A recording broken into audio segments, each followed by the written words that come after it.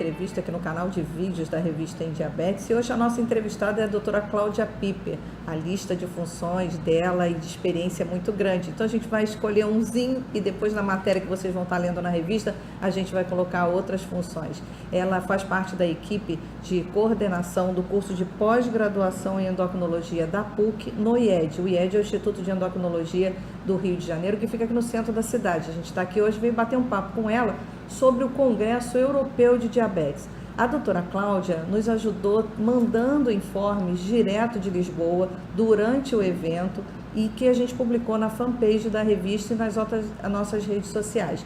E a gente veio conversar agora com ela sobre mais detalhes sobre o evento. Primeiro, doutora Cláudia, o que é um evento deste tamanho? O que representa para os médicos e para os pacientes um congresso que reuniu, se não me engano, 16, 17 mil pessoas, 17 mil pessoas. É um evento, o evento europeu de diabetes, geralmente ele tem um cunho até menor de pessoas, mas esse foi além das expectativas, né? A quantidade de pessoas circulando o tempo todo é muito grande, o número de salas e ao mesmo tempo de assuntos que são trabalhados em cada sala também é muito grande, você tem que escolher um assunto. As distâncias entre as salas também é grande, então você às vezes não consegue se deslocar rapidamente de uma sala para outra, então você tem que escolher os temas e ter um norte para ir, porque senão você perde o que está acontecendo, sai no meio do seu evento para conseguir entrar num outro. A quantidade de pessoas nas salas maiores era em torno de 5 mil pessoas nas salas maiores, até 7 mil pessoas. Era bastante gente. A gente teve uma presença grande de brasileiros também, né? Teve uma presença grande de brasileiros. Todos, normalmente, são líderes de opinião que recebem a oportunidade de estar indo no congresso e outros que se autopatrocinam para estar presentes, porque um congresso europeu é muito caro. Então, tudo é em euro, né? Nós sabemos disso, mas interessante é que eles abriram alguns trabalhos bem especiais lá. Primeiro, houve um jubileu de comemoração da metformina. Então, são 60 anos de uso da metformina. Foi lançada uma revista com todos os benefícios da metformina. E a metformina, que já é uma medicação consagrada e a primeira droga de uso para quem tem diabetes tipo 2, além da modificação do estilo de vida através da atividade física e da dieta, o que está indicado é você iniciar com a metformina. Os benefícios dela são tão grandes que eles fizeram um estudo lá também como seria no diabetes tipo 1. Em pacientes com diabetes tipo 1 com 40 anos ou mais de idade, que utilizasse 1000 miligramas, que significa 1 grama de metformina por dia, e comparado com o placebo, com outros pacientes que não utilizavam e que também tinham diabetes tipo 1 com mais de 40 anos. E observaram uma melhora tanto da função renal, com relação à melhora da taxa de filtração glomerular, que não houve queda, como em relação a presença de microalbuminúria, que são complicações que podem acontecer com paciente de diabetes tipo 1 ou tipo 2 no decorrer do tempo. Além disso, demonstraram que melhora muito a função de proteção endotelial, fazendo com que haja uma certa proteção também com isso cardiovascular, isso quando comparado com placebo. Então, pela primeira vez foi mostrado, né, um estudo com diabetes tipo 1, e foi muito assistido, foi no dia 10 de setembro. O nome desse estudo foi Removal, né? E é um estudo que vai ser agora bastante divulgado em outros eventos. Deixa eu te perguntar uma coisa, porque você comentou sobre essa questão cardiovascular. Esse assunto tem ocupado muitos congressos, né? A ligação do diabetes e a questão de proteção cardiovascular. É sobre esse assunto exatamente aí que envolveu esse tipo de estudo, por exemplo, não? Sempre agora, né, todos os medicamentos são utilizados para diabetes, eles sempre têm que, para serem utilizados com pacientes com diabetes, tem que demonstrar segurança cardiovascular. No caso, eles exploraram o medicamento um pouco mais do ponto de vista, porque em relação a isso, o grande estudo que foi o KPDS, publicado em 1995-96, que foi um estudo de acompanhamento de mais de 10 anos de pacientes com diabetes tipo 2, comparando com vários medicamentos, dentre eles utilizaram a metformina, o que mostrou melhor performance, melhor proteção em todos os níveis, mais na microcirculação, inclusive, que na macrocirculação, ou seja, uma proteção melhor para evitar a prevenir as complicações crônicas renais na retina, foram mais vistas com a metformina, mas, por exemplo, não houve ainda naquela época um estudo voltado para a proteção cardiovascular. O benefício do removal, na minha opinião, é uma nova visão mostrando coisas que os outros estudos não tinham mostrado. Proteção endotelial, que a gente já sabe que tem pequenos estudos mostrando, proteção do ponto de vista renal daquele paciente com diabetes, mas dessa vez com diabetes tipo 1. E que o diabetes tipo 1 utiliza insulina desde o momento do diagnóstico. Então, a associação com metformina nesses pacientes com 40 anos ou mais mostrou uma proteção, pelo menos a nível microvascular, dando também uma proteção macrovascular, incluindo a proteção endotelial. Então, a proteção do endotélio vascular, ela está muito ligada à proteção cardiovascular. Então, eu gostei muito desse estudo, a gente tem que estar relendo com mais detalhes, para poder estar passando mais detalhes para vocês. No site do Congresso Europeu de Diabetes, você pode acessar algumas palestras ainda ao vivo, e essa palestra está com todos os profissionais de saúde que a gente pode dar o link para vocês terem acesso, que eu acho que é muito interessante, todos os médicos envolvidos. E teve outros estudos bem interessantes também. Deixa eu fazer até um complemento. O ESD, o EAGE, que cada hora o pessoal está falando, que é o Europeu de Diabetes, ele é um dos poucos sites de congresso que ele disponibiliza todas as apresentações de forma aberta. Então, não é uma área só voltada para os profissionais de saúde. O paciente que tiver curiosidade, a gente sabe que tem muita gente que estuda uma série de coisas a fundo, né, pode entrar no site que é easd.org e inclusive olhar todos os eventos. Acho que, se não me engano, tem, acho que dos últimos 8, 6 anos, todos os arquivos lá. Então, se vocês quiserem a fundo se dedicar ou estudar, é lógico que a gente sabe que o limite está a partir do momento que você não entende. Então, aí você dá uma parada, e é por isso que a gente conversa com profissionais como a doutora Cláudia para traduzir um pouco isso. Tem uma outra coisa que chamou muita atenção. Durante a cobertura, existe uma feira expositora muito grande, com novidades que os médicos participam.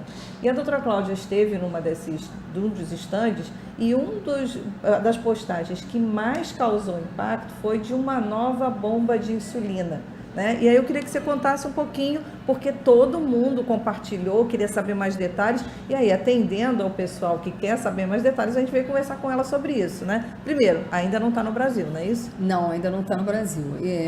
Nós fomos visitar a feira, e entre as palestras tem um intervalo muito pequeno, mas na hora do almoço dá para você visitar a feira toda, porque são vários estandes. Então a gente foi procurar novidades. Eu falei, o que tem de novidades aqui? Aí o que eu achei mais interessante foi essa bomba pequena de insulina, chamada da marca Kaleido, com K. E ela do UK, na realidade, do United Kingdom, né, que foi lançada lá. Estava lá com stand e mostra que cada um pode vestir a bomba com a cor que desejar. Ela é pequena e transmite os sinais todos via Wi-Fi do mecanismo de acoplamento da bomba para uma espécie de um celular, que é o tamanho de um celular, um pouquinho até menor, no qual você carrega consigo e armazena todos os dados ali. Isso eu achei muito interessante. Agora, a gente está procurando maiores informações para poder ler mais a respeito, estudar mais. A gente mandou até um e-mail para lá, eles devem mandar maiores informações, mas vocês podem acessar o site da Kaleido, Kaleido com K, né? E vocês vão ver, escrevem Kaleido Pump, P-U-M-P, ou seja, pump em inglês. Pessoal, esse é o site da Kaleido, a bomba que é uma inovação, e aqui mostra, né, exatamente o aparelho em comunicação com a bomba, que é pequena, que a gente mostrou na fotografia, que depois vai ser recolocada com o indivíduo utilizando a bomba. E aqui as cores que você dispõe para vestir a sua bomba. E você vê que a comunicação da bomba com o aparelho, ela é via Wi-Fi, é wireless, na realidade. O site é Kaleido, com K, hellokaleido.com. E ele não tem no Brasil ainda, né? Não tem no Brasil ainda. Quem sabe com isso a gente não consegue que ela venha. E vale a pena porque eu achei muito interessante. Isso vai ser uma libertação. E é uma bomba inteligente, simples, que eles falaram, intuitiva, e que não dá trabalho de você ficar manejando, né, a contagem de carboidrato e fazendo ao mesmo tempo próximo do seu corpo.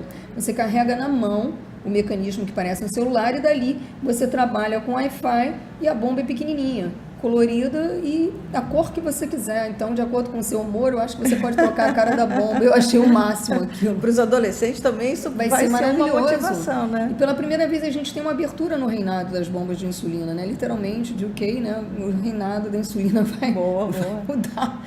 E eu achei fantástico. Então, eu nem me esperava que tivesse tanta visitação e tanto interesse. Então, teve muita coisa também voltado à tecnologia e alguma coisa relacionada também ao diabetes tipo 2 que você tenha conseguido, porque a gente sabe que é muito difícil uma seleção e acompanhar uma quantidade de informações tão grande. Para diabetes tipo 2, em Isso. geral, não. O que eu vi muito importante foi a parte de educação, que envolve muito a questão do diabetes tipo 2. Então, teve um simpósio que foi um simpósio inicial sobre a parte de educação em diabetes, no qual é voltada para todos os profissionais de saúde também. Então é interessante porque o europeu de diabetes tem uma visão, ele tem sempre uma parte educacional muito grande do DESG, que é o Diabetes European Study Group, que junta os grupos educacionais de toda a Europa e também de outras regiões. E nós vimos que tem uma fala que foi muito interessante, porque 50% das pessoas que têm diabetes, no início, 50% eles seguem as orientações educacionais, mas depois isso deixa de acontecer. Que você, como a pessoa recebe a informação, é diferente de você ser educado. Então eles compararam e disseram o seguinte, né, quando você pesca um peixe para o paciente, você pesca o peixe, você vai alimentar a pessoa por um dia. Mas quando você ensina ele a pescar, você vai alimentar a pessoa por toda a vida. Então, é exatamente a base da educação. Não adianta apenas você dar informação, mas você tem que estar alimentando e ensinando aquele paciente a se alimentar. Como, por exemplo, essa revista online, ela está sempre alimentando o paciente de informações. E que traz para ele um empoderamento, uma liberdade. Porque quanto mais você sabe, mais você fica liberto do que? Né? Dos preconceitos, das questões, inclusive das complicações crônicas que poderiam acontecer, porque você vai aprender como se controlar melhor. Então, eu achei isso muito interessante, porque o Simpósio Europeu de Diabetes sempre dá uma visão na parte educacional. E aí, como você falou do empoderamento, né, o diálogo com o médico também melhora, não é isso? O diálogo com o médico também melhora, mas a questão é que você assume a sua parte no tratamento, porque a maior parte dos pacientes chega no hospital, na unidade de saúde ou no consultório e ele considera que o médico ele tem que fazer um milagre ali, naquele momento ali, ele é o que vai conceder para ele toda a questão da informação, mas também do tratamento. Só que o paciente faz parte do tratamento. E se ele não assumir o seu compromisso com relação a esse tratamento, o que acontece é que você não consegue ter um controle adequado de diabetes, não há aceitação da doença.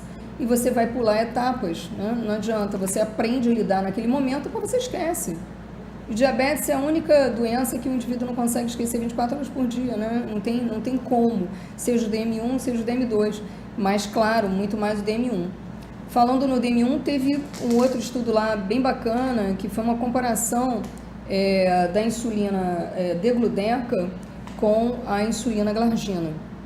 E esse estudo, que se chamou, na realidade, DEVOTE, teve vários trabalhos que foram mostrados em relação a ele, mostrando que a hipoglicemia, ela pode influenciar, inclusive tem uma entrevista no Europeu mostrando isso, de um dos pesquisadores, a hipoglicemia pode ser um dos causadores das doenças cardiovasculares.